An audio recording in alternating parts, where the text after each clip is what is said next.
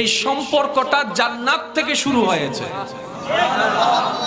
ওই সম্পর্কের নাম স্বামী স্ত্রী, যে সম্পর্কটা আজীবন থাকবে কিয়ামতের ময়দানে অনন্তকাল, ওই সম্পর্কের নাম স্বামী স্ত্রী। দুর্ভাগ্য আমাদের ওই স্বামী স্ত্রীর বন্ধনের গুরুত্বটা না বুঝার কারণে আজকে আদালতে ডিভোর্সের হার বেড়ে গিয়েছে।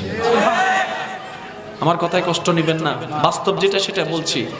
আপনি স্বামী স্ত্রী এমন একটা নিয়ামত, কোথাও ঘুরতে গিয়েছেন, ঘুরায় ঘুরা হয়ে গেল, সদকায়ে জারিয়ার সওয়াব হয়ে গেল, বলেন সুবহানাল্লাহ। স্বামী স্ত্রী কি জানেন? স্বামী স্ত্রী দুইজন দুই প্রান্তের মানুষ। এক জায়গায় হওয়ার কারণ কি জানেন?